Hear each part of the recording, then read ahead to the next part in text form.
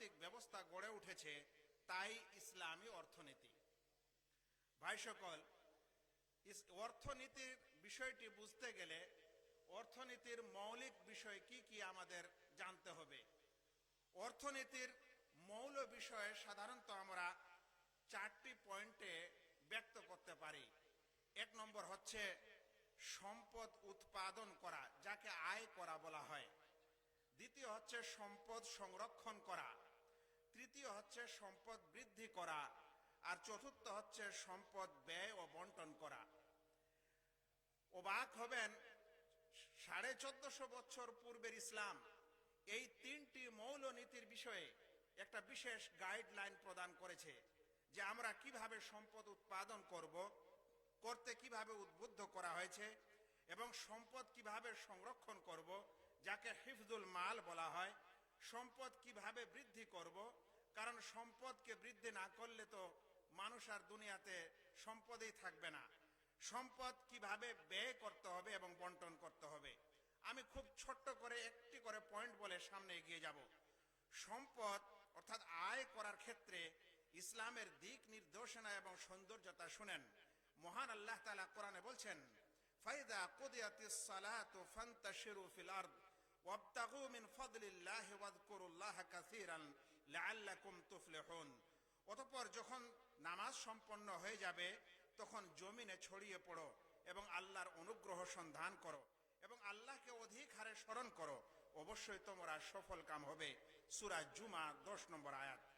Iraq বিন মালিক যখন জুমার সালাত শেষ করতেন তখন মসজিদের দরজায় দাঁড়িয়ে যেতেন এবং বলতেন, হে আল্লাহ, আমি তোমার ডাকে সাড়া দিলাম, তোমার ফরজ বিধান পালন করলাম এবং পৃথিবীর বুকে ছড়িয়ে পড়লাম যেমন তুমি আদেশ করেছো, তাই তুমি আমাকে তোমার রুজি দান করো, কারণ তুমি উত্তম রুজিদাতা। এই অর্থ উপার্জনের ক্ষেত্রে ইসলামের সৌন্দর্যতা বুঝেন। অর্থ হাতে আসলেই সেটা অর্থ, ইসলাম এটা বলে না। ইসলাম বলে অর্থ উপার্জন করতে হবে, কিন্তু বৈধ পদ্ধতিতে, একটা নৈতিক পদ্ধতিতে। সবচেয়ে প্রথমে ইসলামের নীতি হচ্ছে, সৌন্দর্যতা হচ্ছে, ইসলাম সুদ ও সুদি লেনদেনের মাধ্যমে উপার্জিত ইনকামকে সম্পূর্ণরূপে হারাম ঘোষণা করেছে। অথচ বিশ্ব অর্থ ব্যবস্থা আজ সুদের উপর প্রতিষ্ঠিত। বিভিন্ন লোন, ইন্স্যুরেন্স, ইনস্টলমেন্ট ইত্যাদি নামে বিভিন্ন সংস্থা আজ সাধারণ লোকদের যে বাহ্যিক সেবা প্রদান করে থাকে তা বাহ্যত সেবা মনে করা হলেও তাতে কোনো ক্রমেই সেবা গ্রহীতা লাভবান হতে পারে না, বরং বিভিন্ন সমস্যায় জর্জরিত হয়ে পড়ে। পরিণামস্বরূপ আত্মহত্যা, দেউলিয়া হওয়া সহ বিভিন্ন ভয়ঙ্কর দুর্ঘটনার সম্মুখীন হতে হয়। এই সুদী ব্যবস্থার ফলে মানুষ আজ করজে হাসানা মানে উত্তম ঋণ প্রথা ভুলে গেছে। অর্থ উপার্জনের সম্পর্কে ইসলামের আরেকটি সৌন্দর্যতা হলো সাধারণ অর্থ তহবিল, সরকারি অর্থ তহবিল এবং বিভিন্ন সংস্থার অর্থ আত্মসাৎ করা যাবে না। এ ধরনের সকল আত্মসাৎ হচ্ছে সর্বসাধারণের আমানতের খেয়ানত করা, যাকে শরিয়ার দৃষ্টিকোণ থেকে গুলুল বলা হয়। আজ এই বেধি পৃথিবীর প্রায় সকল অর্থ তহবিল ও সংস্থার সমস্যা। ইসলাম কঠোরভাবে এসবের খেয়ানত করতে নিষেধ করেছে এবং শাস্তির ঘোষণা দিয়েছে। মহান আল্লাহ বলেন, আর যে কেউ কিছু আত্মসাৎ করবে সে তার আত্মসাৎ করা বস্তু নিয়ে কিয়ামতের দিন উপস্থিত হবে। সূরা আল ইমরান 61 নম্বর পৃষ্ঠা। খয়বর যুদ্ধকালে জনৈক মৃত ব্যক্তিকে কোন সাহাবী শহীদ বললে নবী সাল্লাল্লাহু আলাইহি সাল্লাম বললেন, কশ্চিন কালেও না, আমি তো তাকে গনিমতের সম্পদ থেকে একটি চাদর আত্মসাৎ করার কারণে জাহান্নামের আগুনে জ্বলতে দেখেছি। হাদিসটিকে সহিহ মুসলিম বর্ণনা করেছেন। ইসলামে ইনকামের একটি সৌন্দর্যতা হলো ইসলাম ধোঁকা, প্রতারণা এবং বাতিল পদ্ধতিতে মাল সম্পদ উপার্জন করা নিষেধ করেছে। বিশ্ব অর্থনীতি নিয়ন্ত্রণকারী বহু ধনকুবের এমন রয়েছে যারা বিভিন্ন ছলে বলে ও মন্দ কৌশলে অর্থের পাহাড় নির্মাণ করে থাকে, আর এমন করাকে তারা মন্দ মনে করে না।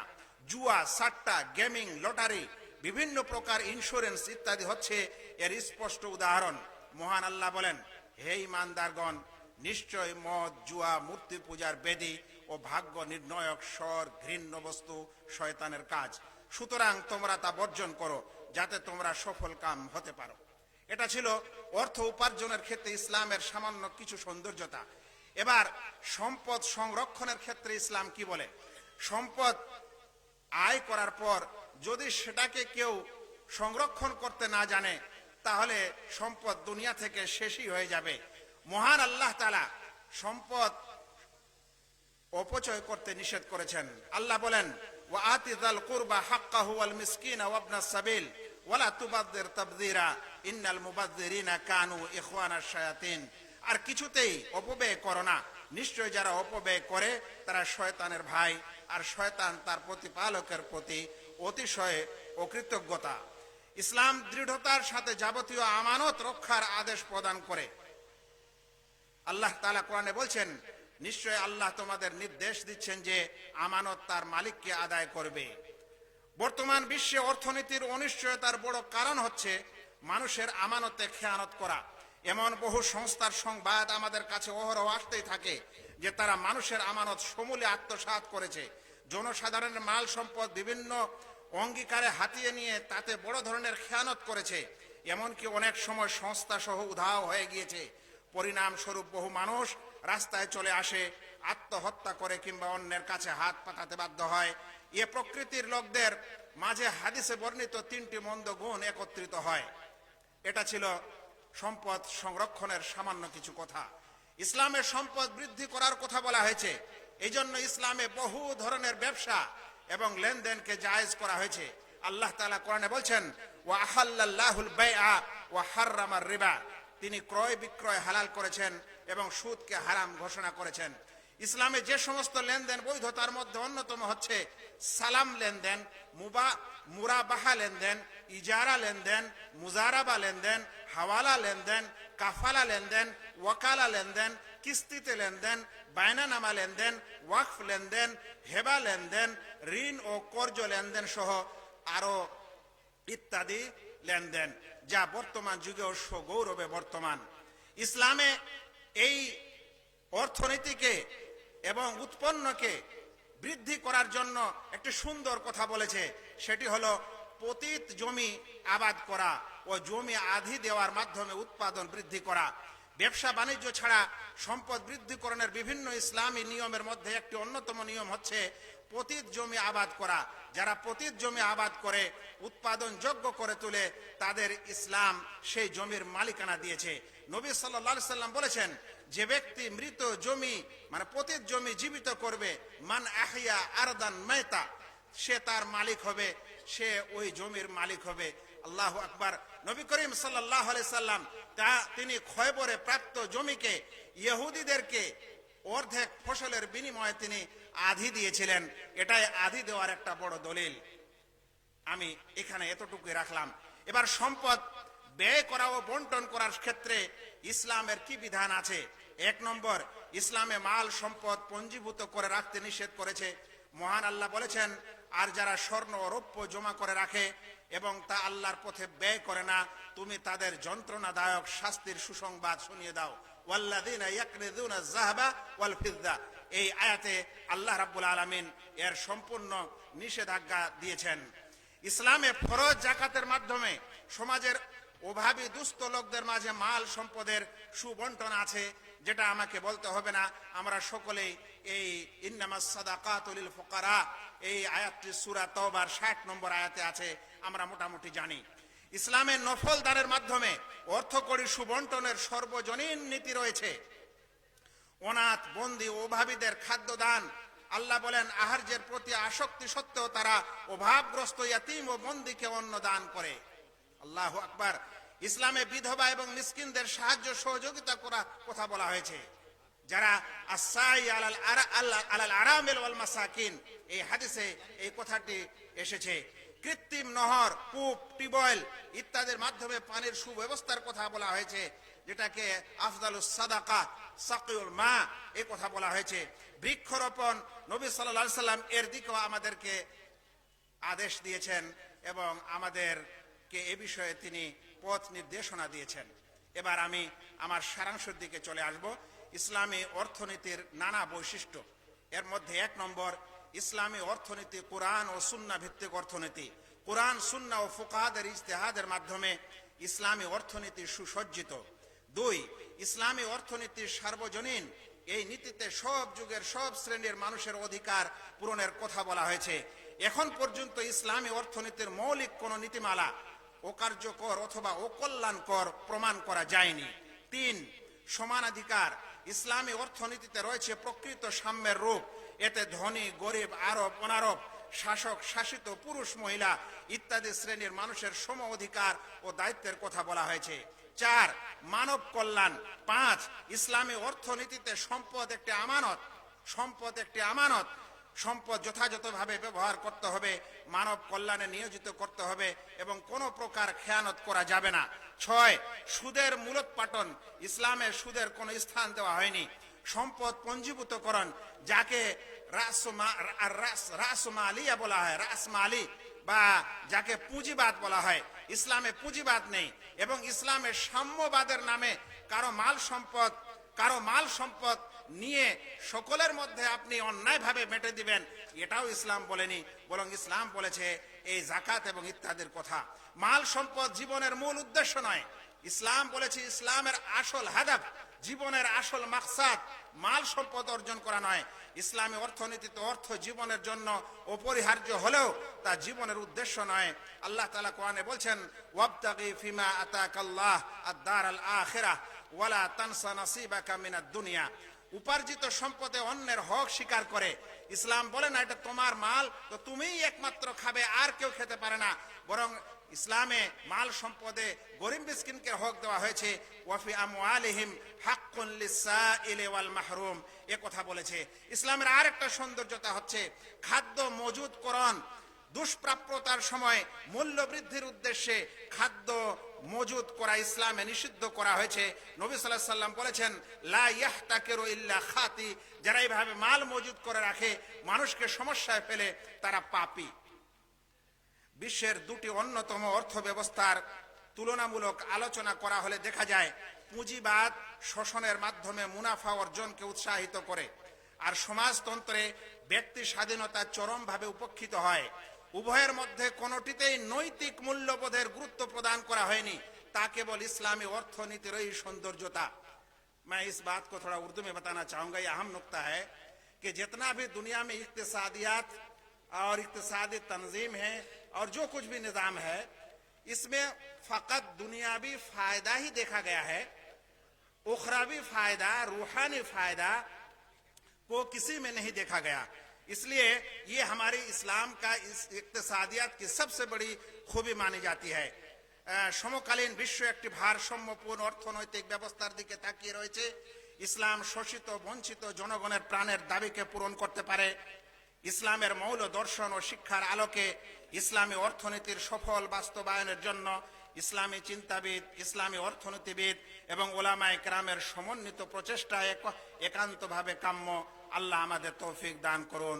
ওয়া সাল্লাল্লাহু আলান নবী। আসসালামু আলাইকুম ওয়া রাহমাতুল্লাহি ওয়া বারাকাতুহু।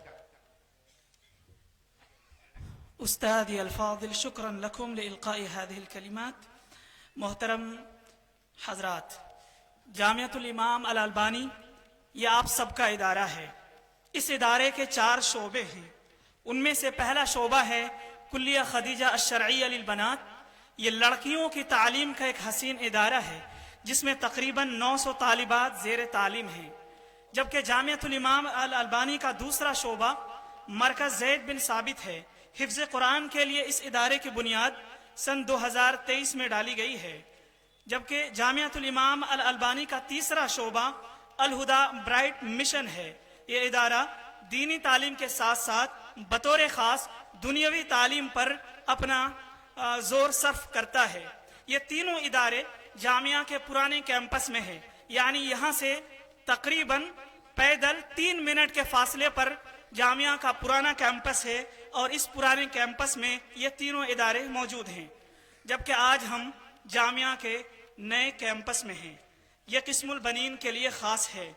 اس ادارے کے چند طلبہ اب آپ کے سامنے آئیں گے اور وہ سمپوزیم پیش کریں گے، لہٰذا میں دعوت دے رہا ہوں جامعۃ الامام الالبانی کے طالب علم، قسم البنین کے طالب علم عبداللہ غیاث کو کہ وہ آئیں اور سمپوزیم کی کارروائی آگے بڑھائیں۔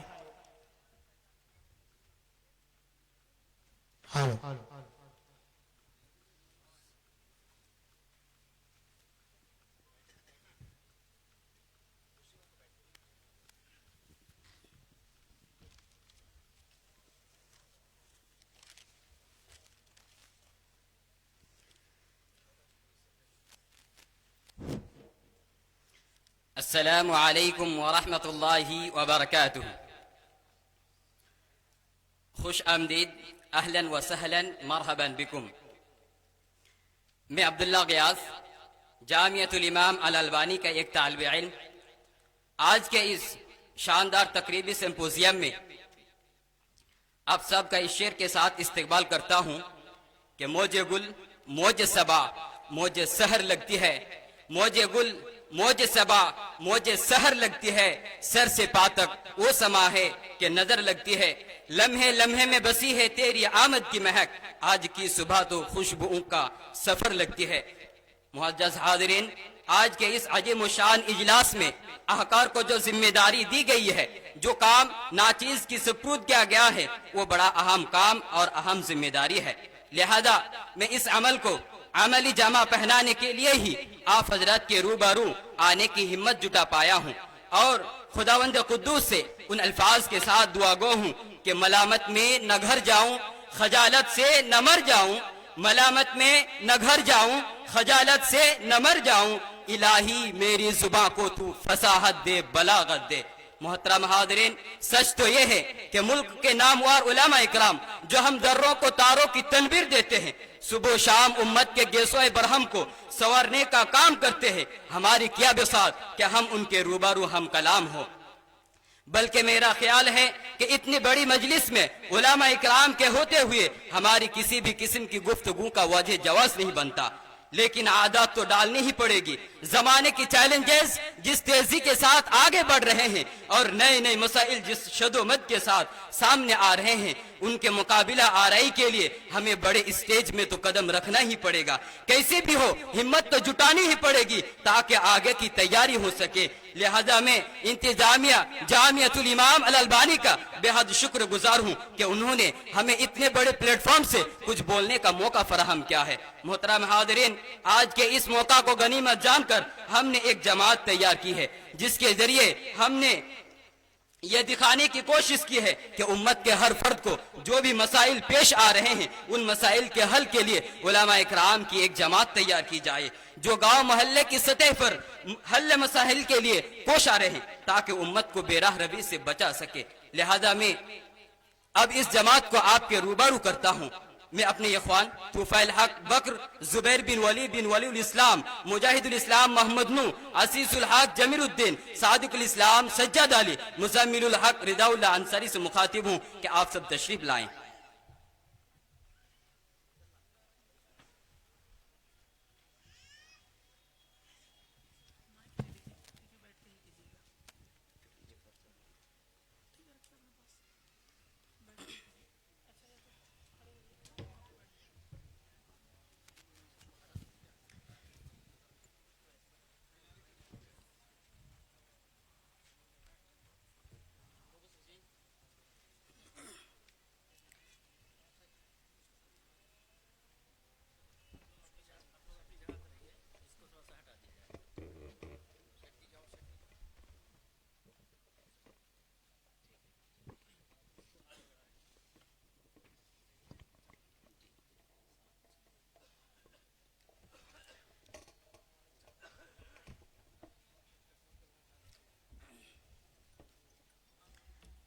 محترم حاضرین، اس منتخب جماعت کی صدارت کے لیے ہم نے جس شخصیت کا انتخاب کیا ہے وہ ہے برادرم زبیر بن ولی الاسلام، جو جامعۃ الامام الالبانی میں فضیلت اول کے طالب علم ہے. میں ان سے اجازت چاہتا ہوں تاکہ پروگرام کو شروع کیا جا سکے. محترم حاضرین، آج میرے پاس کچھ سوالات آئے ہوئے ہیں جن کے ذریعے لوگوں نے اپنی دینی مسائل ہم سے دریافت کیے ہیں، لیکن ہمارے پاس وقت کی بے حد کمی ہے. پھر بھی ہماری کوشش ہوگی کہ زیادہ سے زیادہ سوالات کو لے سکے. پہلا سوال ہمارے افتتاح پینل کے سامنے کچھ اس طرح ہے. سائل کہتے ہیں کہ شرک کیا ہے؟ شرک اصغر و اکبر میں کیا فرق ہے؟ کفر اور شرک میں کیا فرق ہے؟ میں سوال کو پھر دہراتا ہوں، شرک کیا ہے؟ شرک اصغر و اکبر میں کیا فرق ہے؟ کفر اور شرک میں کیا فرق ہے؟ میں اس سوال کے جواب کے لیے مناسب سمجھتا ہوں مزمل الحق رضا اللہ انصاری.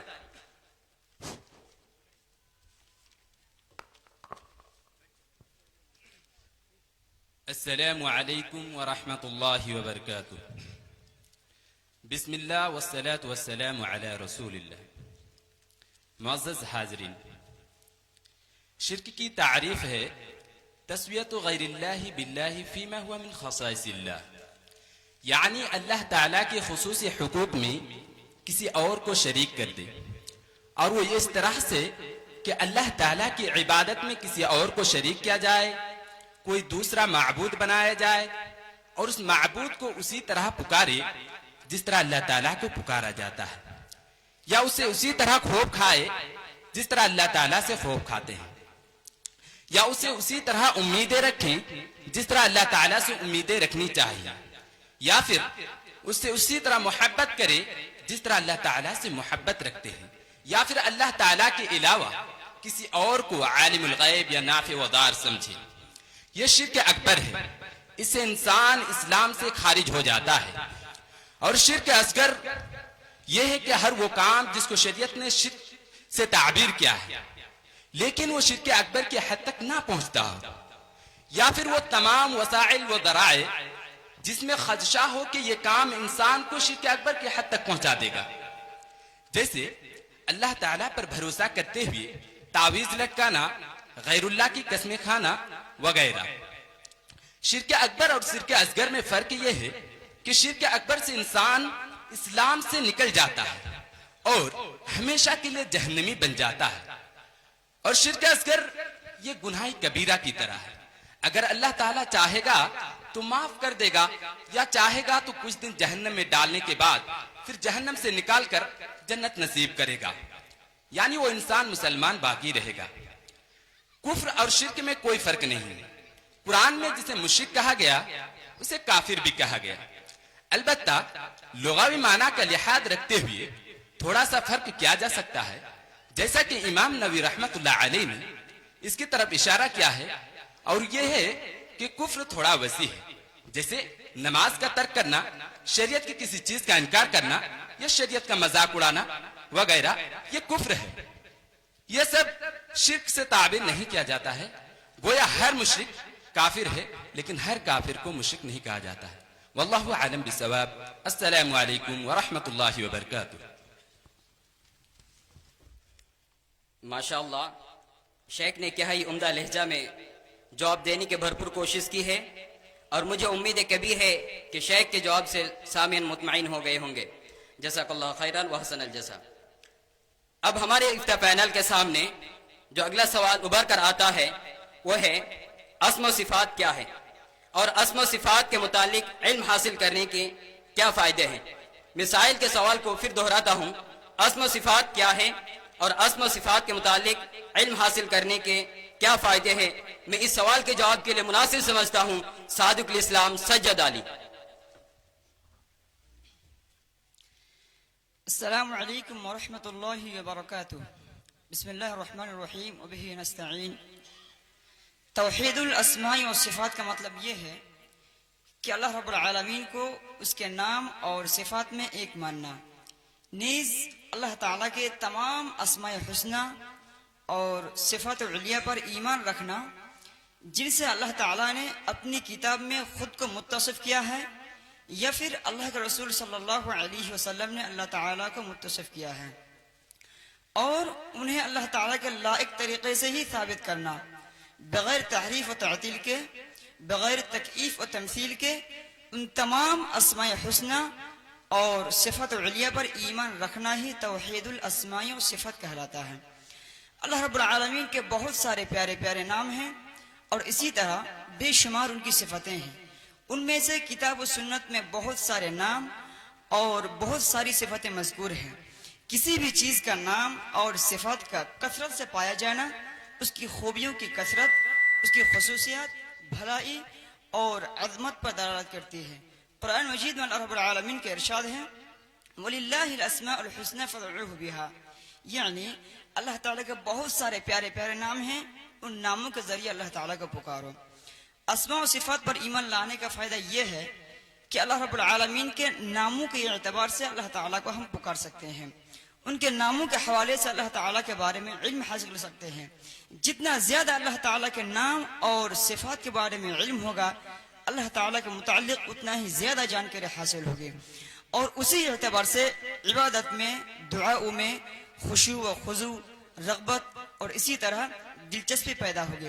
مثال کے طور پر جب ہم جانیں گے کہ اللہ تعالیٰ معاف کرنے والا ہے، اللہ تعالیٰ مہربان ہے، توبہ و استغفار کرنے والوں کو پسند کرتا ہے، محبت کرتا ہے، مانگنے پر اللہ تعالیٰ خوش ہوتے ہیں، نہ مانگنے پر اللہ تعالیٰ ناراض ہوتے ہیں، اللہ تعالیٰ رزاق ہے، اللہ تعالیٰ دیتا ہے، ہر چیز پر قادر ہے، تو اللہ تعالیٰ پر امید وابستہ ہوں گی، بھروسہ زیادہ ہوگا اور مکمل اعتماد اللہ تعالیٰ ہی پر ہوگا. اللہ تعالیٰ اعلم. ماشاءاللہ شیخ نے بہت ہی پرسکون انداز میں جواب دینے کی بھرپور کوشش کی ہے، اور مجھے امید کبھی ہے کہ سامعین شیخ کے جواب سے مطمئن ہو گئے ہوں گے. جزاک اللہ خیرا وحسن الجزا.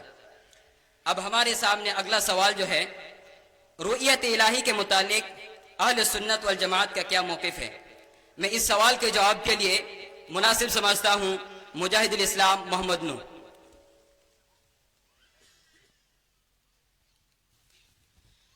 السلام علیکم ورحمۃ اللہ وبرکاتہ.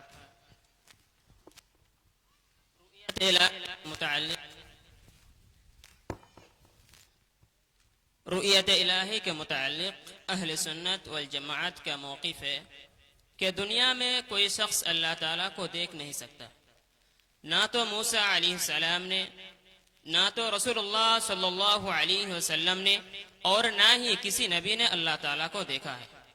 اس بارے میں اللہ تعالیٰ کا قول ہے قال لا ترانی، نیز ارشاد فرمایا لا تدرکہ الابصار، تم ہرگز مجھے نہیں دیکھ پاؤ گے، آنکھیں ان کو نہیں ادراک کر پائے گی. البتہ رسول اللہ صلی اللہ علیہ وسلم نے اللہ تعالیٰ کو دل کی آنکھوں سے دیکھا ہے، اور جبریل علیہ الصلوۃ والسلام کو ان کے اصل شکل و صورت میں 2 مرتبہ دیکھا ہے، جیسا کہ ارشاد باری تعالیٰ ہے ما کذب الفؤاد ما رأى ولقد رآه نزلة أخرى عند سدرة المنتهى.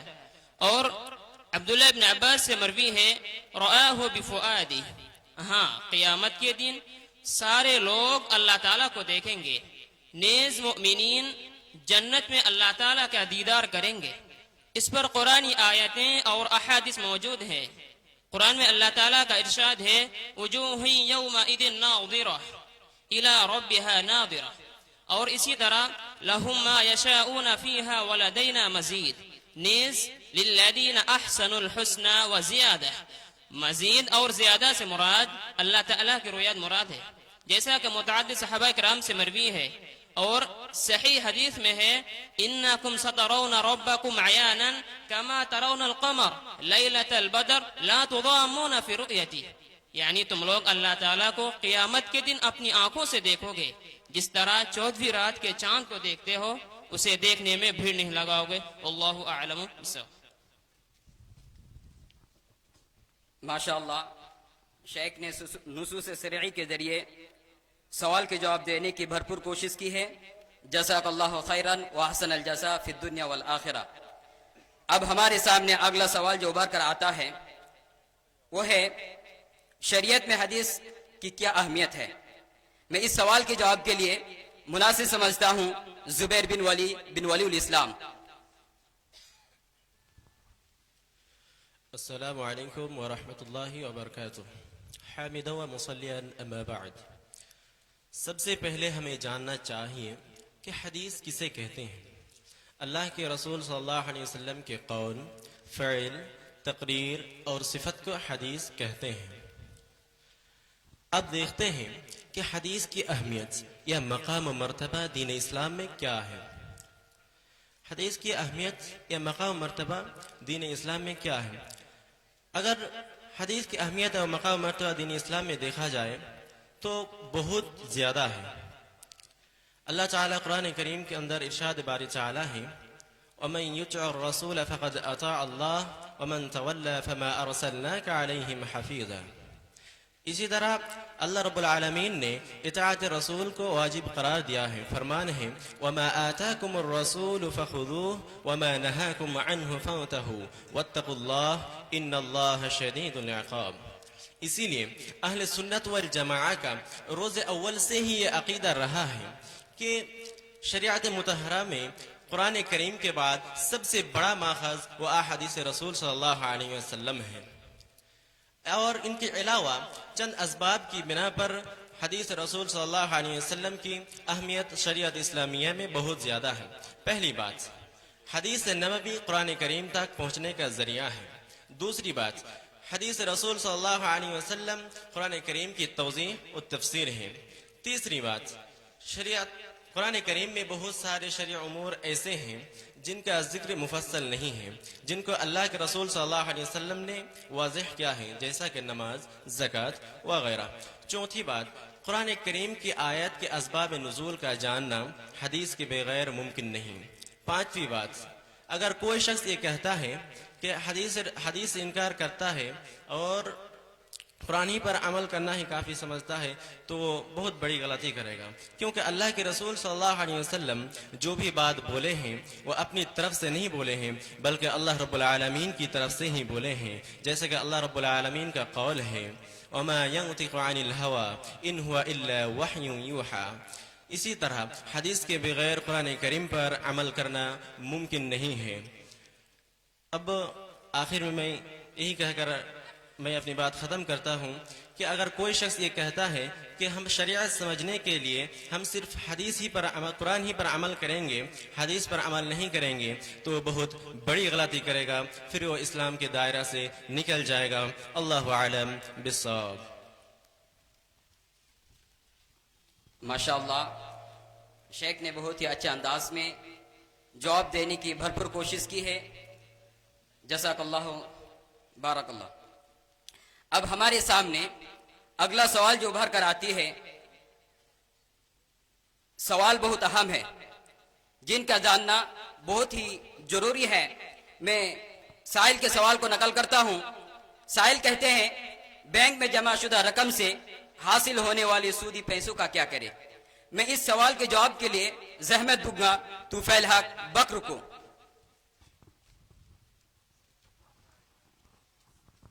अस्सलामु अलैकुम व रहमतुल्लाहि व बरकातुहू। पहली बात यह है कि आप अगर सूदी बैंकों से बच सकते हैं तो बचना आप पर वाजिब है। मसलन आपके आसपास इस्लामी बैंक मौजूद हो। दूसरी बात यह है, जो सूद आपको मिल रहा है वो शरअन हराम है, जैसा कि अल्लाह ताला का इरशाद है, ذلك بأنهم قالوا إنما البيع مثل الربا وحل الله البيع وحرم الربا।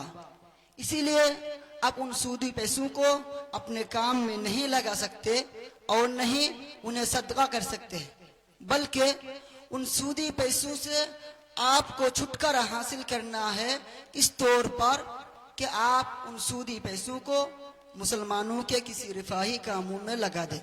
मसलन सड़क दुरुस्त करवा दे अगर मुमकिन हो, और इस आमाल को आप सदका और एहसान के तौर पर नहीं, बल्कि इस आमाल को सूद की गंदगी से छुटकारा पाने का जरिया समझेंगे।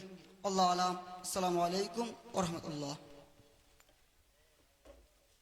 माशाअल्लाह, शेख ने बहुत ही उम्दा तरीके से सवाल का जवाब देने की भरपूर कोशिश की है, और मुझे उम्मीद कभी है कि शेख के जवाब से सामीन मुतमईन हो गए होंगे। व जज़ाकल्लाहु खैरन। अब हमारे सामने अगला सवाल जो उभर कर आता है, सवाल है नापाक पानी को फिल्टर करके दोबारा इस्तेमाल करने का क्या हुक्म है। मैं इस सवाल के जवाब के लिए मुनासिब समझता हूँ अजीजुल हक जमीरुद्दीन। अस्सलामु अलैकुम व रहमतुल्लाहि व बरकातुहू।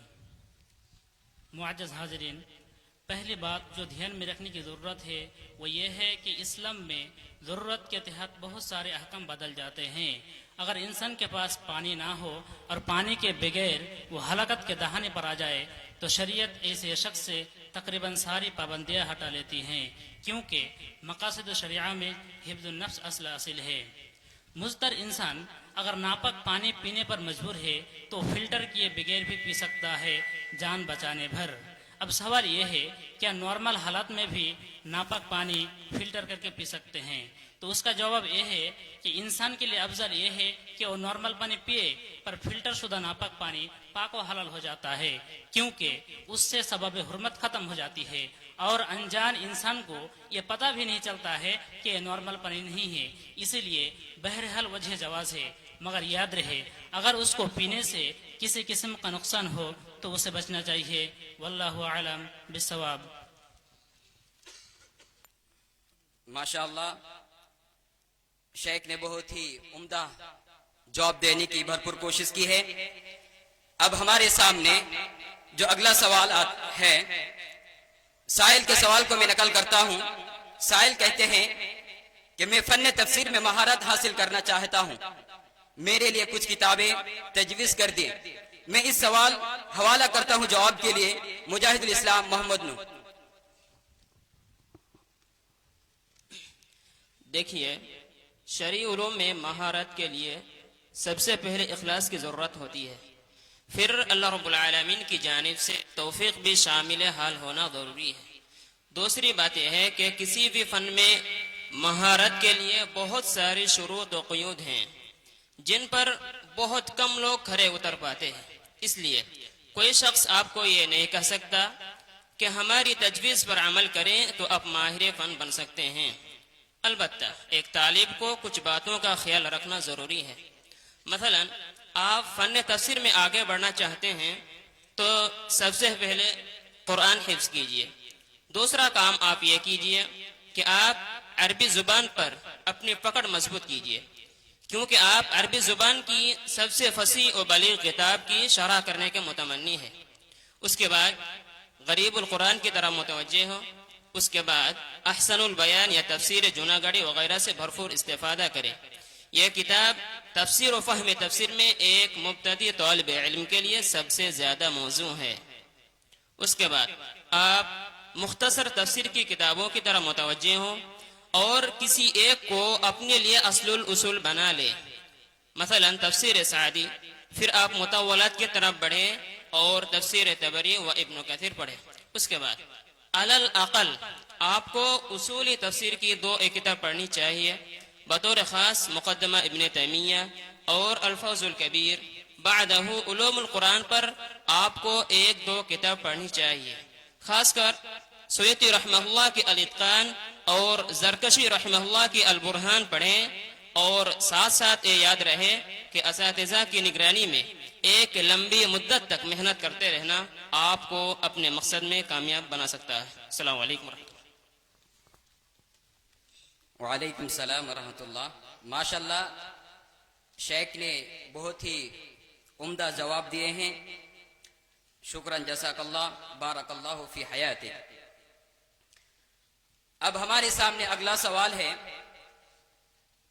سائل کہتے ہیں حدیث ضعیف کیوں ہوتی ہے، اور جب احادیث ضعیف ہوتی ہو تو ان کو حدیث کی کتابوں میں باقی رکھنے کی کیا ضرورت ہے؟ کیا ان کو نکال دینا نہیں چاہیے؟ میں اس سوال کے جواب کے لیے زحمت دوں گا طفیل بکر کو کہ آپ اس سوال کے جواب دیں. اس سے قبل کہ میں آپ کے سوال کا جواب دوں، مناسب یہ رہے گا کہ سب سے پہلے ضعیف کا کیا معنی ہے وہ بتا دیا جائے. دراصل کمزور بدن یا کمزور رائے والے شخص کو ضعیف کہا جاتا ہے، اور محدثین کے اصطلاح میں جن حدیث میں حسن حدیث یا صحیح حدیث کی صفات نہ پائی جائے وہ حدیث ضعیف ہوتی ہے. اب میں آپ کے اصل سوال کی طرف لوٹ آتا ہوں کہ حدیث ضعیف کیوں ہوتی ہے. تو اس کا جواب یہ ہے کہ جس طرح ایک انسان کے جسم میں بیماری داخل ہونے کی وجہ سے ان کو بیمار کہا جاتا ہے، ٹھیک اسی طرح جب کسی احادیث میں कमजोरियां पैदा हो जाए, जैसे सनाद में इनकता हो, या हदीस के रावी में से कोई रावी झूठा हो, या कोई रावी फासिक हो, या कोई रावी मोतबर ना हो, तो ऐसी सूरत में हदीस ज़ईफ हो जाती है। हदीस ज़ईफ होने के बहुत सारे असबाब है जिसको उलमा इकराम ने उसूल हदीस के अंदर जिक्र किया है। कभी कुव्वत हाफिजा में कमजोरियां होने की वजह से, कभी बुढ़ापा में गलतियां करने की वजह से, कभी झूठ बोलने की वजह से, कभी वहम होने की वजह से कि वह हदीस किससे सुनी है। इस तरह के बहुत सारे असबाब है जिसको उलमा इकराम ने उसूल हदीस के अंदर जिक्र किया है। इसीलिए मैं ये कहना चाहता हूँ कि हर आलिम को उसूल हदीस पढ़ना चाहिए ताकि उसको पता चले कौन सी हदीस सही है, कौन सी हदीस ज़ईफ है, और ज़ईफ है तो क्यों ज़ईफ है, ज़ईफ होने के असबाब क्या है। अब साइल के सवाल का दूसरा जुज इस तरह था कि जब हदीस ज़ईफ हो तो उनको हदीस की किताबों में बाकी रखने की क्या जरूरत है, क्या उनको निकाल देना नहीं चाहिए। तो इसका जवाब यह है कि चंद वजूहात के बिना पर उनको कुतुब हदीस के अंदर रखा गया है।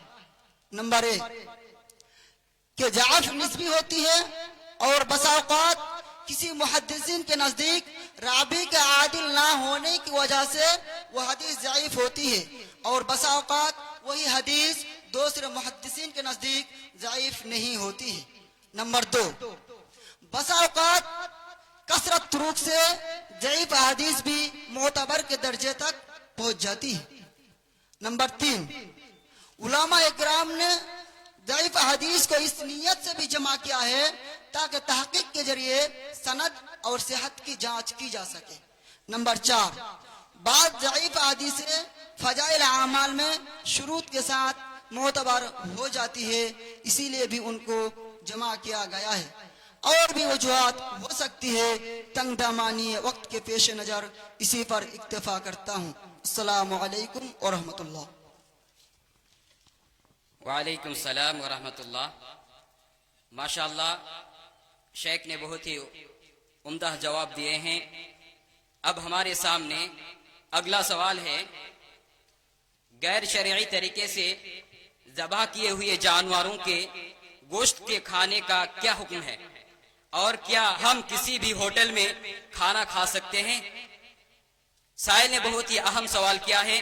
मैं इस सवाल के जवाब के लिए मुनासिब समझता हूँ जुबैर बिन वलीउल इस्लाम।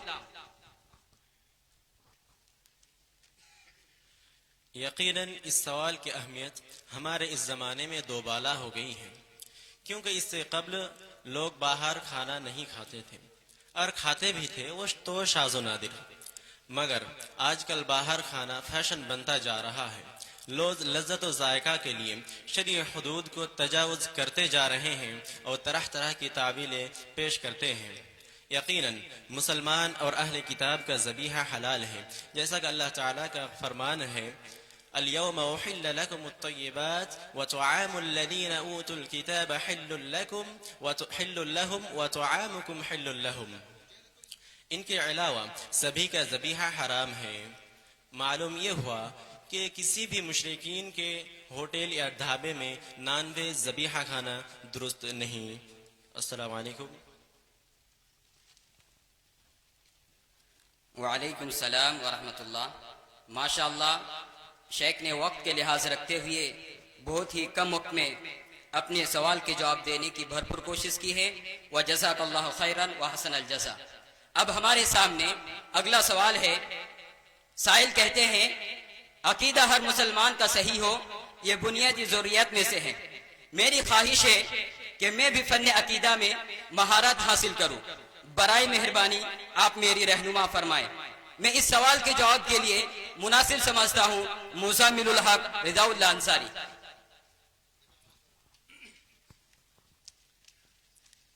देखिए, अकीदे में रुसूख हासिल करने के लिए सबसे बेहतर है कि कुरान मजीद कलामुल्लाह समझकर तदब्बुर के साथ पढ़ा जाए। फिर कुतुब तौहीद में किताब तौहीद ले इब्न खुज़ैमा, अर्रद्द अला ज़नादिक़ा वल जहमिया ले इमाम अहमद बिन हम्बल, الرد على المعطلة والجهمية لامام عثمان بن سعید الدارمی، اس کے علاوہ جو بھی کتابیں عقیدے پر لکھی گئی جیسے کہ شیخ الاسلام محمد بن عبد الوہاب کی کتابیں، شیخ الاسلام ابن تیمیہ کی کتابیں وغیرہ. البتہ اگر کوئی جامع مختصر میں عقیدے کے اکثر مباحث کو پڑھنا چاہتے ہیں تو ان کے لیے معارج القبول لحافظ الحکمی کا پڑھ لینا بہتر رہے گا، لیکن اس سے پہلے العقیدۃ الواسطیہ کو پڑھ لینا مناسب رہے گا. واللہ اعلم بالصواب. السلام علیکم ورحمۃ اللہ وبرکاتہ. وعلیکم السلام ورحمۃ اللہ وبرکاتہ. ماشاءاللہ شیخ نے سوال کی جواب دینے میں بھرپور کوشش کی ہے اور مجھے امید کبھی ہے کہ سامعین شیخ کے جواب سے مطمئن ہو گئے ہوں گے. وجزاک اللہ خیرا واحسن الجزاء. اب ہمارے سامنے اگلا سوال جو ابھر کر آتا ہے، سائل کہتے ہیں کہ شیخ میرا ایک سوال ہے کہ میں بہت زیادہ پڑھا لکھا نہیں ہوں، مجھے وقتاً فوقتاً بعض شرعی مسائل علماء سے پوچھنے کی ضرورت پڑتی رہتی ہے، لیکن میں اکثر پس و پیش میں مبتلا رہتا ہوں کہ کس سے پوچھوں. میں اس سوال کے جواب کے لیے زحمت دوں گا عزیز الحق جمیل الدین.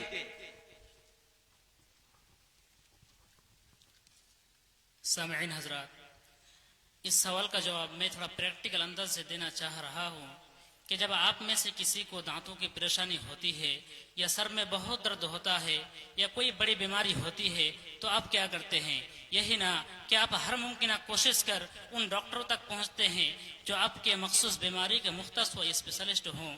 اسی طرح ہم سب کو یہ سمجھنے کی ضرورت ہے کہ علماء اور مولوی بھی ایک طرح کے نہیں ہوتے ہیں، بلکہ ان میں کئی طرح کی کیٹیگری ہوتی ہے اور ہر ایک کے مختلف معیار ہوتے ہیں جس میں الگ الگ شخصیت، الگ الگ مہارتوں کے مالک ہوتے ہیں.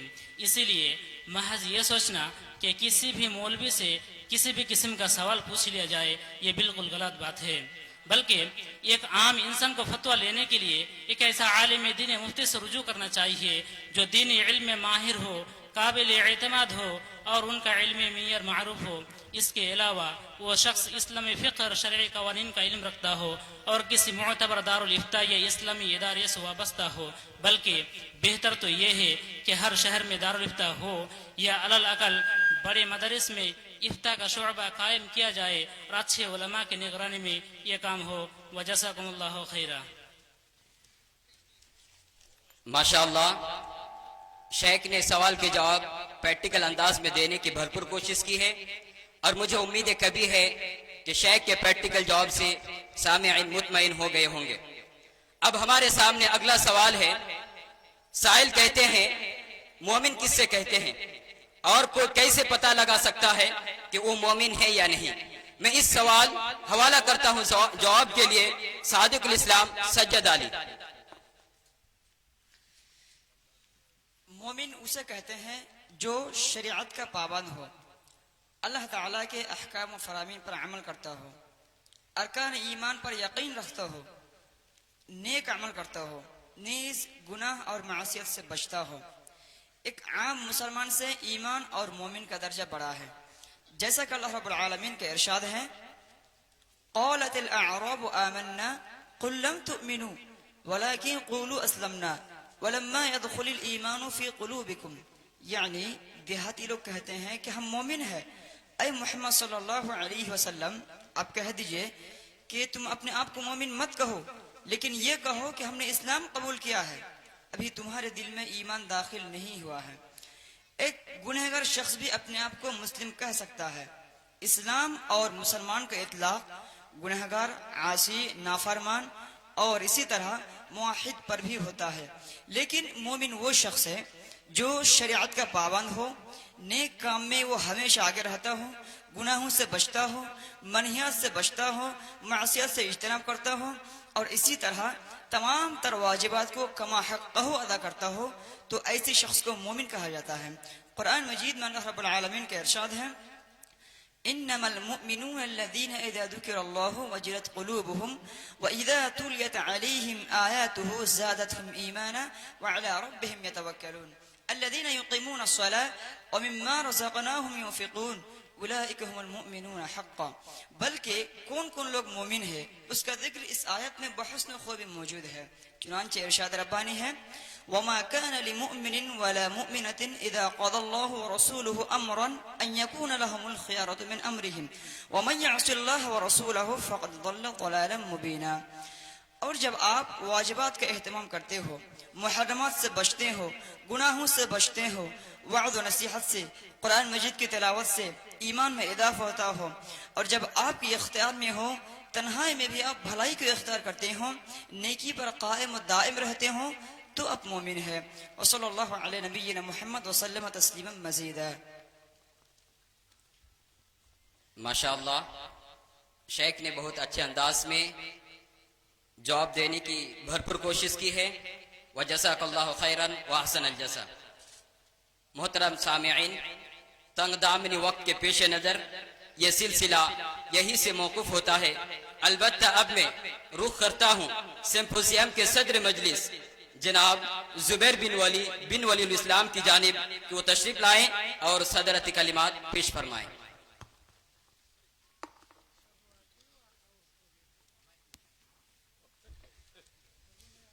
السلام علیکم ورحمۃ اللہ وبرکاتہ۔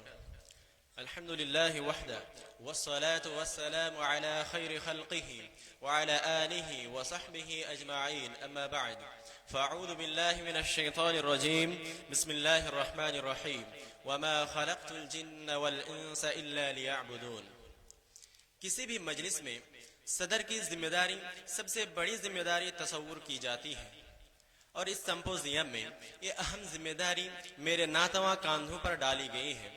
سچ تو یہ ہے کہ میں اتنی بڑی ذمہ داری کا اہل نہیں ہوں، لیکن نہ چاہتے ہوئے بھی قبول کرنا پڑا ہے۔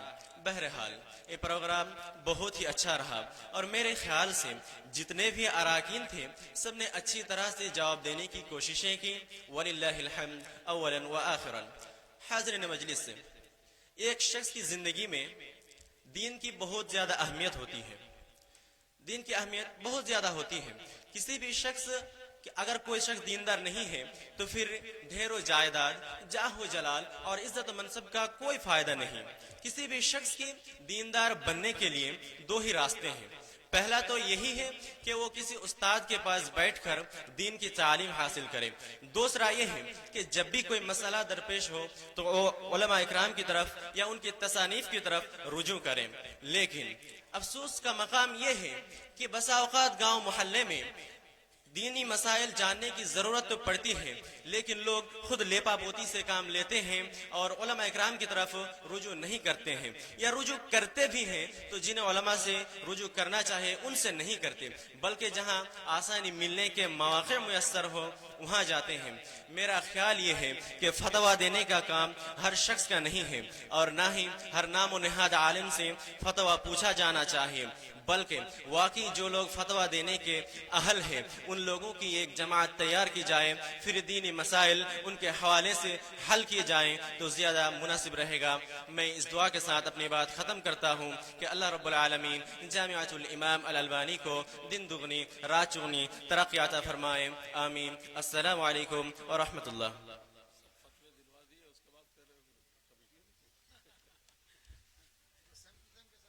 ماشاءاللہ، وجزاک اللہ خیرا وحسن الجزا۔ سامعین اکرام، یہ سلسلہ یہی سے موقف ہوتا ہے۔ السلام علیکم ورحمۃ اللہ وبرکاتہ۔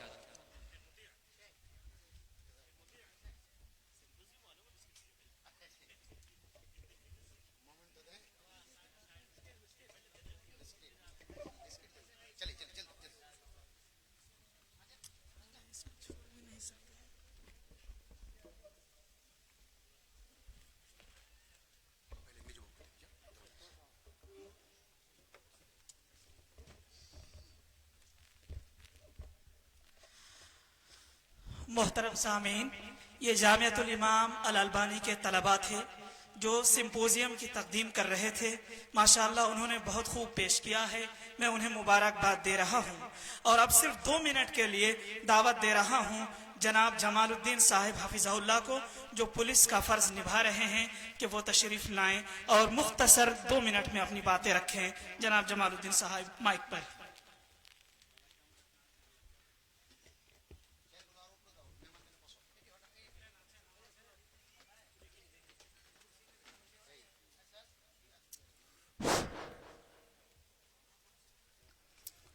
আসসালামু আলাইকুম। আমি 2 মিনিট টাইম দিয়েছেন আমাদেরকে এই সভায়। এত বড় সভা, এত শিক্ষিত লোকের সমাগম, আমার ভাগ্যে যে 2 মিনিট টাইম পেয়েছি, আমি নিজেকে গর্ববোধ করছি।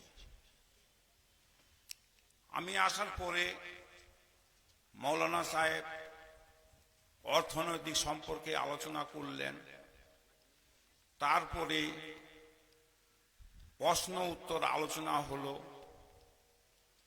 তো আমি কয়েকটা কথা বলার আগে যদি আমার কথায় ভুল ত্রুটি থাকে, আমি শিক্ষিত সমাজকে ক্ষমা চেয়ে নিচ্ছি। আল্লাহর ওয়াস্তে আমাকে ক্ষমা দিবেন যদি আমি কোনো ভুল ভ্রান্ত কথা বলে থাকি। আমি ছোটবেলায় কোরআন শরীফ পড়েছি, অর্ধেকের মতন পড়েছিলাম। তারপর কালচার নাই, আমাদের এই ডিপার্টমেন্টে ঢুকে গেলাম। ডিপার্টমেন্টে অনেক গাইডলাইন আছে, সেই গাইডলাইনকে সামনে রেখে আমি কয়েকটা কথা বলবো। যাই হোক, কতগুলো কথা আমি শুনেছি, পড়িনি, মৌলানা সাহেবদের কাছ থেকে শুনেছি। সেই সব কথাই আমি বিশ্লেষণ করব। ইসলাম কি জিনিস আপনারা বিভিন্ন বক্তার কাছে শুনলেন। আমি ইসলাম সম্পর্কে দুটা কথা বলতে চাই। ইসলামের মূল মেরুদণ্ড হচ্ছে কোরআন শরীফ এবং বিভিন্ন হাদিস। আমরা যদি কোরআন শরীফকে অনুসরণ করি, কোরআন শরীফের নিয়ম কানুন যদি মেনে চলি, তাহলে আমাদের সমাজে কি হবে তা আপনারা নিশ্চয়ই উপলব্ধি করছেন। আমরা যদি কোরআনকে অনুসরণ করি, কোরআনের নিয়ম কানুন মানি, তার মানে আমরা 5 ওয়াক্ত নামাজ পড়ব। এবার 5 ওয়াক্ত যদি আমরা নামাজ পড়ি, আল্লাহর ওয়াস্তে যদি যাই, তাহলে চোর, চান্ডাল, জেনাকাজ ইত্যাদি কাজ থেকে আমরা দূরে থাকব। কারণ তখন আমরা ওইসব কাজে যেতে পারবো না। যদি আমরা কোরআনকে সঠিকভাবে অনুসরণ করি, কোরআন থেকে কি কি আসছে সেটা আপনারা জানেন। যারা এখানে মান্যগণ্য শিক্ষিত লোক আছেন তারা জানেন। কোরআন থেকে সায়েন্স এসছে, কোরআন থেকে ডাক্তার এসছেন, কোরআন থেকে বড় বড় বৈজ্ঞানিক এসছেন। কিন্তু দুঃখের বিষয়, আমরা কোরআনকে বিশ্লেষণ করতে পারি না। আমরা যারা বিশ্লেষণ করি সেটাকে সমাজের মধ্যে বিস্তার করতে পারি না। অনেক আইপিএস আছেন, ডাক্তার আছেন, কবিরাজ আছেন, তারা কিন্তু 5 ওয়াক্ত নামাজ পড়েন। 5 ওয়াক্ত নামাজ পড়ে তাদের কর্তব্য পালন করেন। আপনারা নিশ্চয়ই জানেন, আপনারা অনেক শিক্ষিত লোক আছেন, আপনারা জানেন, আপনাদেরকে বুঝাবার আমার ক্ষমতা নেই। তবে আমি যতটুকু শুনেছি ততটুকুই আপনাদেরকে বলছি। আমি একটা কথা শুনেছি যে এক ইহুদি, এক খ্রিস্টান এক ইহুদিকে জিজ্ঞাসা করছে, আচ্ছা আপনারা বিশ্বের মধ্যে এত শক্তিশালী, এত বুদ্ধিমান কি করে হলেন? ওই ইহুদি উত্তর দিচ্ছে যে আমরা নবী সাহেবের নিয়ম কানুন মানি এবং কোরআন শরীফকে সামনে রেখে আমরা কাজ করি। শুনুন, এটা আমার শোনা কথা, জানি না কতটা সত্য কতটা মিথ্যা, এটা আমার শোনা কথা। তাহলে কোরআন শরীফ কি এবং ইসলাম কি সেটা যদি আমরা জানতে যাই, অনেক আলোচনার ব্যাপার আছে। আমার কাছে টাইম বেশি নাই। অনেক বড় বড় বক্তা আছেন, শুনেছি বিহার থেকে এসছেন, আসাম থেকে এসছেন, কোথা থেকে ইত্যাদি থেকে এসছেন, ওনারা ওনাদের বক্তব্য রাখবেন।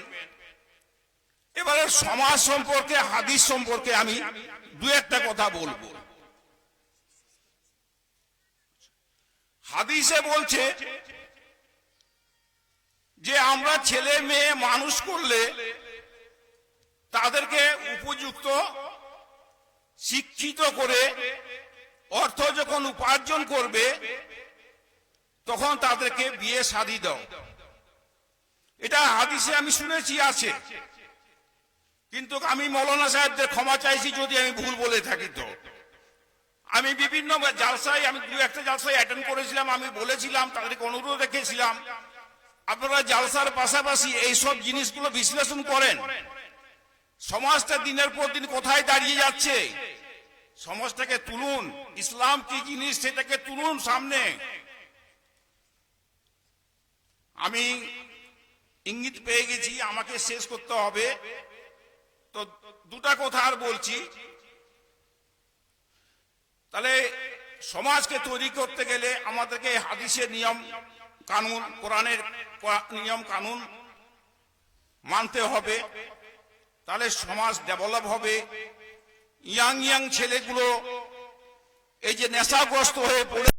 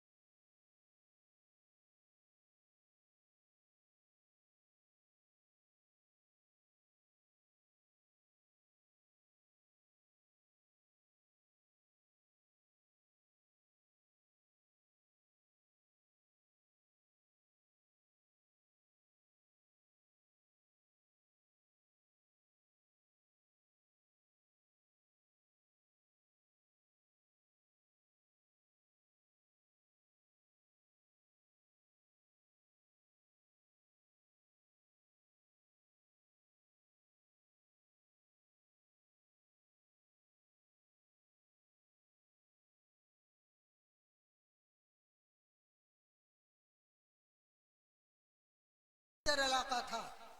اللہ تعالی ہمارے ان بانیان کو مزید ہمت و توفیق سے نوازے، اور جو لوگ رخصت ہو گئے ہیں ان کی قبروں کو نور سے بھر دے کہ انہوں نے اس علاقے میں کام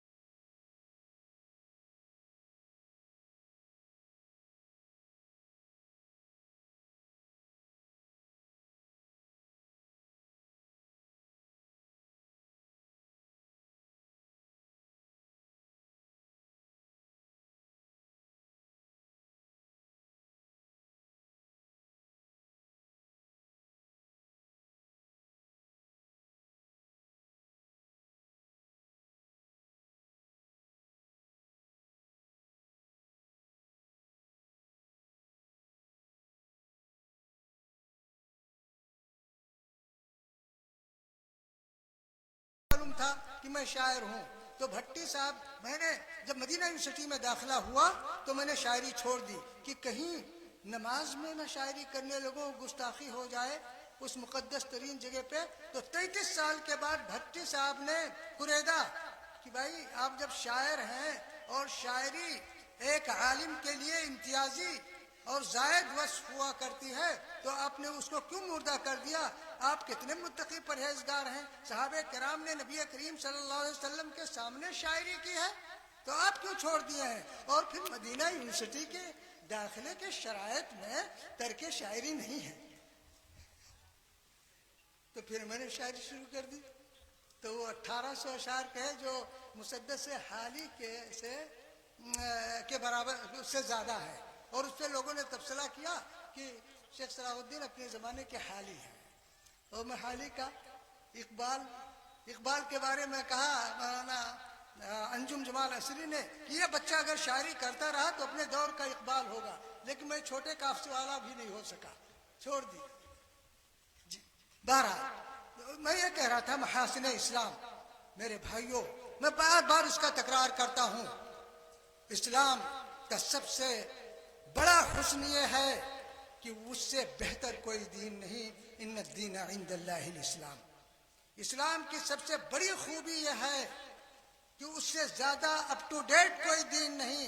اس کے کسی بھی فرمان پہ 1400 سال سے لے کر آج تک کوئی ایکسپائری ڈیٹ نہیں.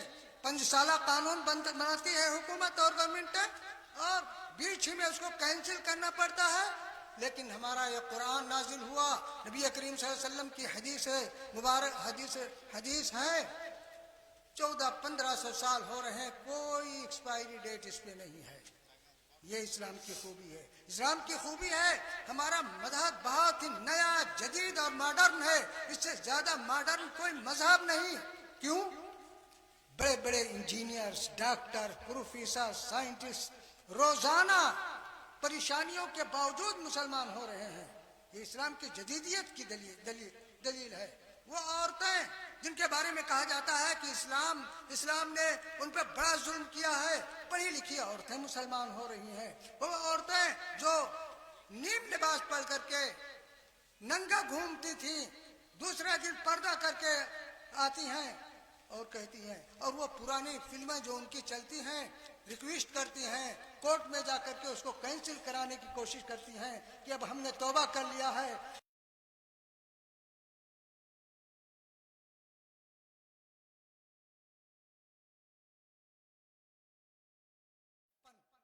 اسلام سے زیادہ اسلام کی خوبی یہ ہے کہ اس سے زیادہ امن و امان کا پیغمبر کوئی مذہب نہیں، اس سے زیادہ انسانیت کو بڑھاوا دینے والا کوئی مذہب نہیں. اور پھر آپ کا مسلک، جسے مسلک اہل حدیث، مسلک اہل اثر، مسلک اہل سنت کہیے، اس سے بہتر کوئی مسلک نہیں. اسلام کی صحیح تعبیر مسلک اہل حدیث ہے، سلفیت ہے. آج دنیا اسلام کو جاننا چاہتی ہے اور بہت پڑھے لکھے لوگ اس اسلام کو جاننا چاہتے ہیں جو اختلاف سے پہلے تھا. ایک پڑھا لکھا آدمی ہمارے آفس میں آیا، انگریز جو فوجی کیمپ میں تھا، تو اس نے یہی جملہ کہا، میں نے اس کو یاد کر لیا. I want to know about controversial period of Islam. اختلاف سے پہلے والا اسلام ہم کو بتاؤ. ہمارے یہاں بھی 4 ہیں، پروٹسٹنٹ اور کیتھولک اور کیا کیا، یہ آرتھوڈاکس، یہ ہیں. ہم وہ نہیں جاننا چاہتے. ہم وہ اسلام جاننا چاہتے ہیں جو ان سے پہلے کا تھا. وہ اسلام کس کے پاس ہے؟ وہ اسلام اللہ کی کتاب میں ہے، وہ اسلام نبی کریم صلی اللہ علیہ وسلم کی حدیث مبارکہ میں ہے، ان کے مجموعوں میں ہے، بخاری، مسلم، ابو داؤد، ترمذی، نسائی، ابن ماجہ میں ہے. اور وہ اسلام کس کے پاس ہے؟ وہ اسلام آپ کے علاوہ اور کسی اور مسلک کے پاس نہیں ہے. اٹھ کے اب بزم جہاں کا اور ہی انداز ہے، مشرق و مغرب میں تیرے دور کا آغاز ہے. میرے بھائیوں، جذبات بہت ہیں. اللہ تعالیٰ اس کے اچھا ہم نے پڑھا نہیں، میں نے سمجھا یہ طریقہ بنا رکھا ہے کہ اس کو بتا دیں. اچھا ہمیں خواہش ہے. ہاں، اس میں لکھا ہوا ہے، علماء کی خواہش ہے کہ مسدس محاسن اسلام کے چند اشعار ضرور پیش فرمائے. واللہ العظیم میں ابھی بیٹھے بیٹھے ایک لمبی شاعری کر دوں، لیکن واللہ العظیم میرے اپنے مسدس کا ایک مصرع بھی نہیں یاد ہے. اللہ نے ہمیں ایسا کیا، ہم نے دعا کی تھی کہ اللہ تعالیٰ میں شاعری ہم سے چھوٹ جائے، لیکن معیاری شاعری یا اس طرح سے وہ شاعری رہی، لیکن وہ عشق و معاشقے والی شاعری اللہ نے ہم سے چھڑا دی. اور 33 سال کے بعد جب میں نے شاعری کی تو جیسے کہ بتایا کہ میں نے رند، شراب، میخانے کا تذکرہ نہیں کیا، کیونکہ دیکھا کہ حضرت عمر رضی اللہ تعالیٰ عنہ کا ایک کارندہ عراق میں تھا، تو اس نے شاعری کی، شراب نوشی کی تعریف کی، اور اس کے بعد حضرت عمر کو یہ خبر پہنچ گئی تو کہا تم نے ایسا کیا ہے کہ واللہ العظیم ہم نے ایک دن بھی ایک گھونٹ بھی شراب نہیں پی ہے. لیکن کہتے ہیں نا شراب اور عشق معاشقہ اور سب کچھ ہوتا ہے، تو کہا ہم کو معلوم ہے، لیکن تم اس لائق نہیں ہو کہ تم کو میں اپنا کارندہ بناؤں. جھوٹ ہے، اگر یہ کہہ رہا ہو تو جھوٹ ہے، اور صحیح ہے تو تم پہ کوڑا لگانا واجب ہے. تو میں نے اپنی شاعری میں کہ واللہ العظیم کو کوئی شعر نہیں یاد ہے. لہذا معذرت، ہمارا تو وقت بھی تو ختم ہو گیا نا جی. بہرحال تو یہ اسلام کی خوبیاں ہیں میرے بھائی. ہمیں اللہ کا شکر ادا کرنا چاہیے. ہم ہر چیز پہ اللہ کا شکر ادا کرتے ہیں. ہمیں کوئی ملازمت مل گئی، اس میں کوئی ہمارا بچہ کسی پوسٹ پہ چلا گیا، پاس ہو گیا، ہماری تنخواہ میں اضافہ ہو گیا، تو ہم اللہ کا شکر ادا کرتے ہیں. کیا ہم نے کبھی اس بات پہ بھی اللہ کا شکر ادا کیا کہ اللہ تعالیٰ نے ہم کو توحید کی نعمت سے نوازا، توحید سنت کی نعمت سے نوازا، اللہ تعالیٰ نے کتاب و حدیث کی تعلیم کا شرف ہمیں بخشا. اس پہ بھی ہمیں اللہ تعالیٰ کا شکر ادا کرنا چاہیے.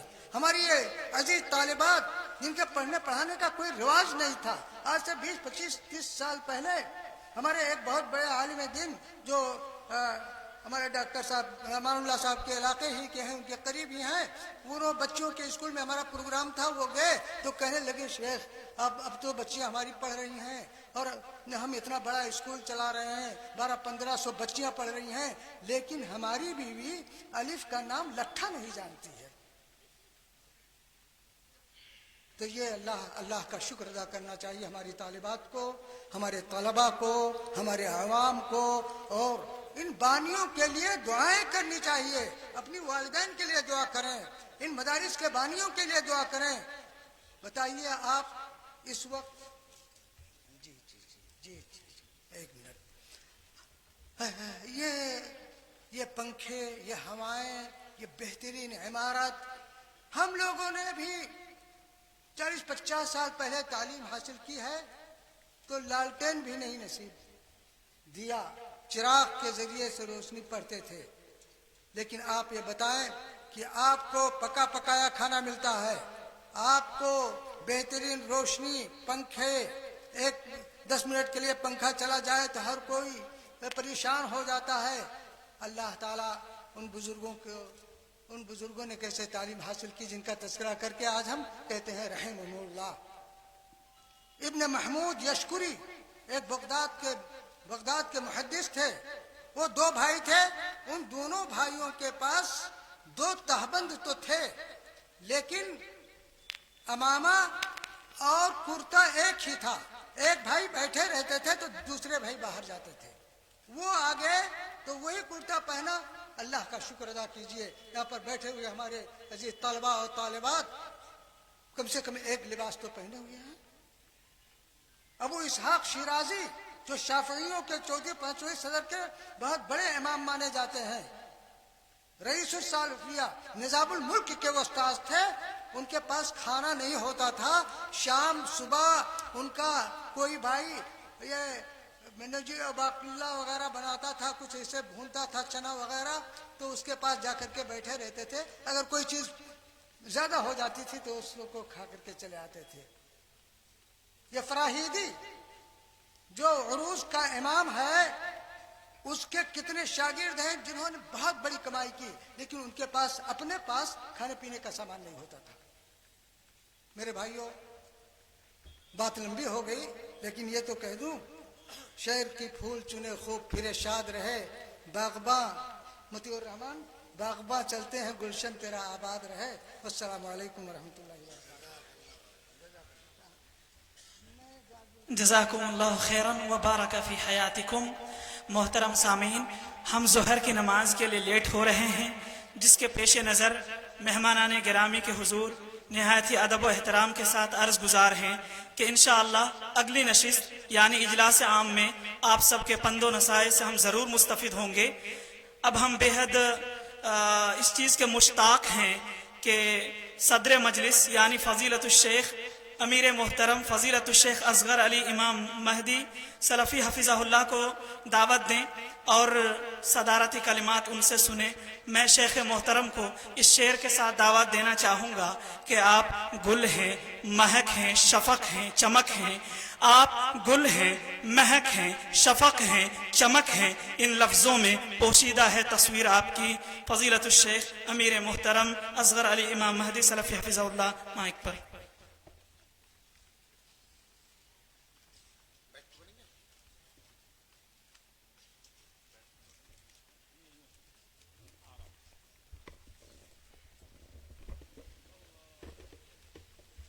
আমি অনুরোধ করব সকলকে দয়া করে কেউ উঠবেন না.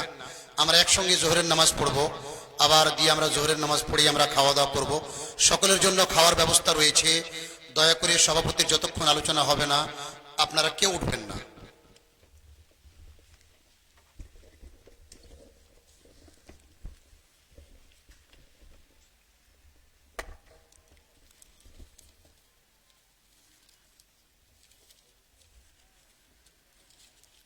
السلام عليكم ورحمة الله وبركاته.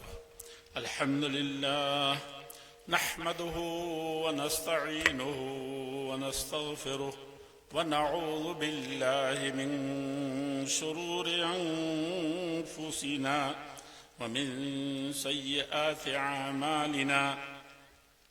من يهده الله فلا مضل له ومن يضلله فلا هادي له.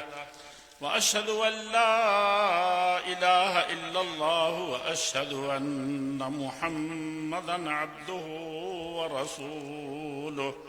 أما بعد فإن خير الحديث كتاب الله وخير الهدي هدي محمد صلى الله عليه وسلم وشر الأمور محدثاتها وكل محدثة بدعة وكل بدعة ضلالة وكل ضلالة في النار. أعوذ بالله من الشيطان الرجيم. بسم الله الرحمن الرحيم. يا أيها الذين آمنوا اتقوا الله حق تقاته ولا تموتن إلا وأنتم مسلمون.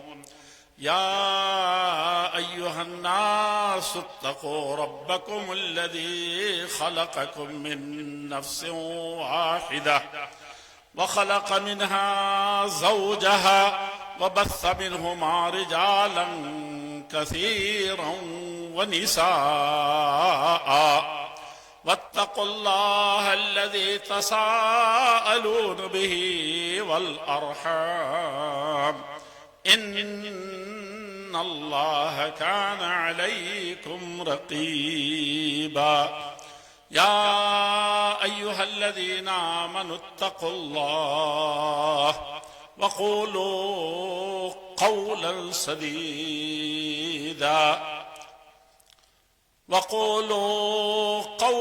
سديدا يصلح لكم أعمالكم ويغفر لكم ذنوبكم ومن يطع الله ورسوله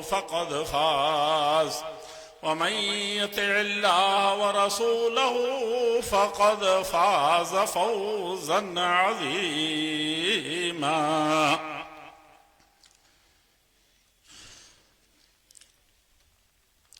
اس اہم ادارے کے تمام ذمہ داران اور خاص طور پر عزیز گرامی قدر مؤسس و بانی جناب مولانا مطیع الرحمان صاحب اور ان کے والد گرامی قدر مولانا شیخ صاحب سلفی اور وہ تمام معزز علماء کرام، مقالہ نگاران ندوہ اور سیمینار اور دیگر علماء جو اس اہم مجلس میں فروکش ہیں اور تشریف لا چکے ہیں اور جو آنے والے ہیں، علاقے کے تمام ذمہ داران، ہماری مرکزی جمعیت اور اس کے ذیلی جمعیات کے دیگر متعلقین و منتسبین اور خاص طور پر طلباء عزیز اور طالبات اور مدرسین، معلمین و معلمات، ہم سب کے بزرگ مرکزی جمعیت اہل حدیث ہند کے سرپرست اور دیگر معززین جو یہاں موجود ہیں، وقت تو پہلے ہی بیٹھتے ہی شیخ صلاح الدین حفظہ اللہ وتولہ نے کہا ہے کہ لمبی فہرست سے جیسے ان کی نظر پڑی اور سیمینار کا جو حق ہوتا ہے وہ پہلے سے معلوم ہوتا ہے کہ حق مارا جا چکا ہے، یعنی اچھے اچھے مقالات جو بڑی محنت اور قد و کاوش اور شب بیداری اور مغز بیداری کے ساتھ تیار کیے جاتے ہیں، وہ وقت 15 منٹ کسی طریقے سے کافی نہیں ہوتا. مقالات کی کے سلسلے میں جافشانی کو دیکھا جائے اور خطبہ کے فصاحت و بلاغت اور ان کے بیان کی روانی دیکھی جائے تو وقت ناکافی ہے. लेकिन पहले से तयशुदा मसला होता है कि वक्त 5 मिनट, 3 मिनट, कभी 2 मिनट में सिर्फ स्टेज का रुख या उनका मकाला निगरान का चेहरा सामने ला दिया जाता है। तो शेख ने फरमाया कि ऐसे अगर चला तो कब तक चलेगा, और वो बात सही साबित हुई। और मैं फिरिस्त में देख रहा हूँ जिसकी मैंने ताकीद की थी कि चाहे 2 ही मिनट सही जिनका इसमें नाम है उसमें लाया जाए। लेकिन रमूज़ ममलकत खेश खुसरवा दानत, एक महासिन इस्लाम में से अहम तरीन हुस्न उसका, खिस्सीसा उसका और खसायस मुमय्यज़ात और मीज़ात में से ये बड़ी बात है जिसके आप अदना सी मिसाल हैं। नाम आए ना आए, आ करके भी रह जाए, या ये कि किसी भी तरीके से वो उसके अंदर रद्दो बदल हो जाए, ये महासिन इस्लाम में से है कि उस पर किसी तरह की चेमी गोई न की जाए। अगर ममलकत के चलाने वाले उसके रमूज को जान करके कभी वो ऐसा लगता है कि कल्बे हकायक कर रहे हों, लेकिन सलफ का ये तरीका था कि बिल्कुल सरे तस्लीम खम है जो मिजाजे यार में आए। तो जलसा के मुंतजिमीन और कॉन्फ्रेंस के और सेमिनारों के जो जिम्मेदार होते हैं वो बेहतर समझते हैं और अपनी सेमिनार की नज़ाकतों को भी और वक्त और हालात के हकीकी पैमाने को भी। तो ये उसका जीता जागता सबूत है और यही सलफियत की पहचान है और यही महासिन इस्लाम के असली मज़ाहिर है जिसको काश के मुसलमान भुला चुका है।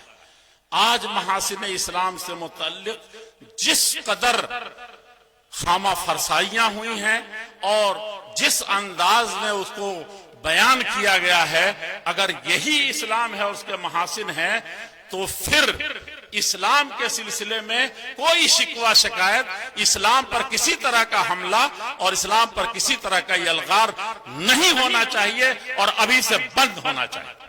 लेकिन अगर महासिन इस्लाम के को बयान करने वाले और महासिन इस्लाम को जानने वाले अगर इस्लाम को उसी तरीके से पेश कर रहे हैं जिसमें हाँ ये गर्दिश दौरा हमें लाई है कहाँ, शेर तो बहुत पढ़ा गया है, जाहिली दौर की अक्कासियां जो हाली की जबान में ये हमारे अबू उमर परवेज साहब कर रहे थे तो मेरा दिल भी मचल रहा था। कह रहा था कि काश के ये सयनक़ुदु उरल इस्लाम उर्वतन मन दखल फिल इस्लाम वलम यारिफिल जाहिलिया। वो दिखा रहे थे कि कौन सी सितम ज़रीफियां थी और कौन सी मसाविये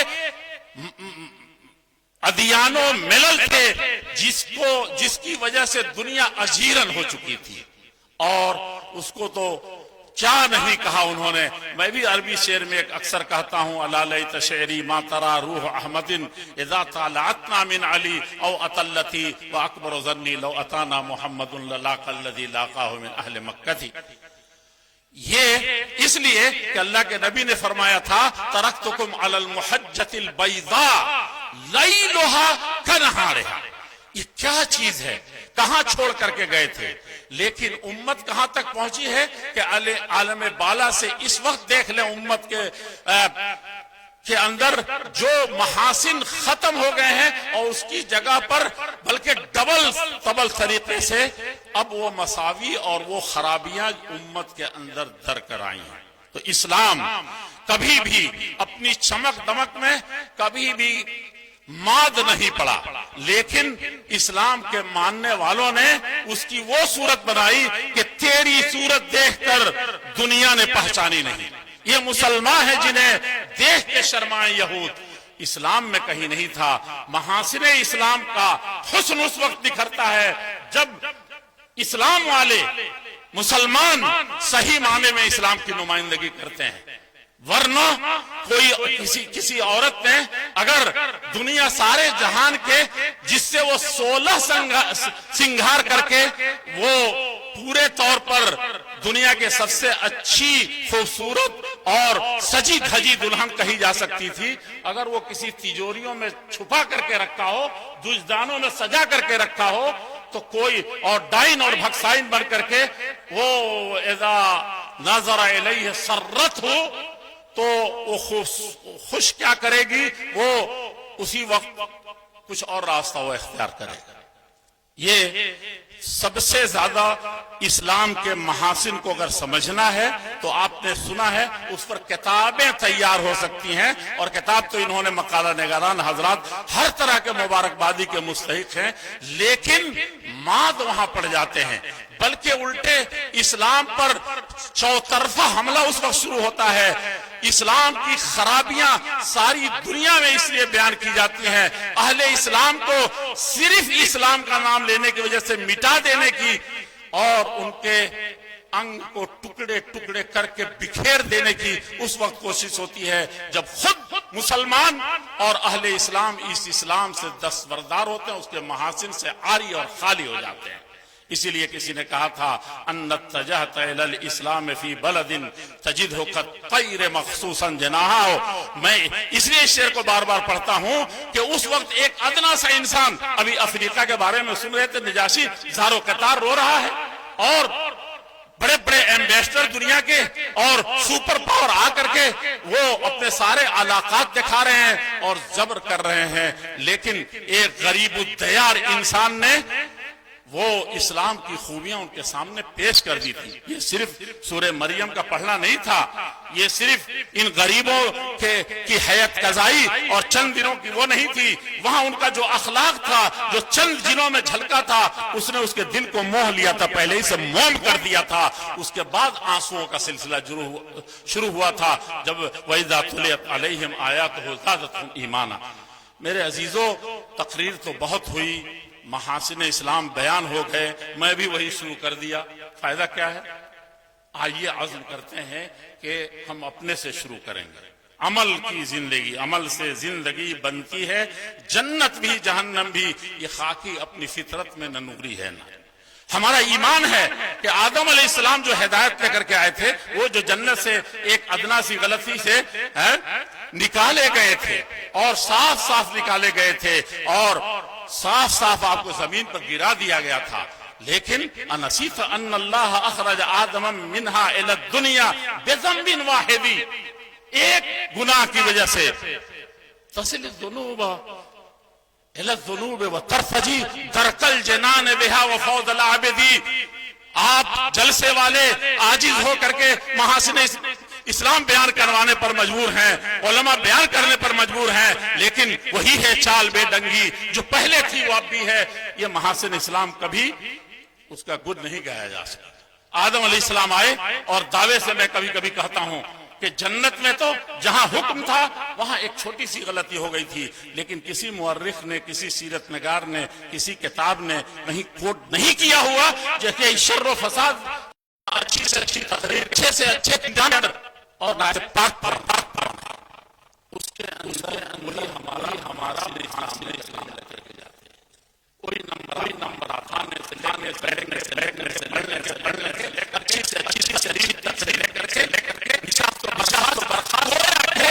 महासिन इस्लाम नहीं रहा, इस्लाम एक और एक को भूल देने का कर देने का ये पेश करना होता है। आइए दिल में उतारते हैं और अल्लाह यहाँ से आए और उस आलम में हर तरह जाने वाले हैं। इसलिए इस्लाम को अपने कल में कर दे और इस्लाम की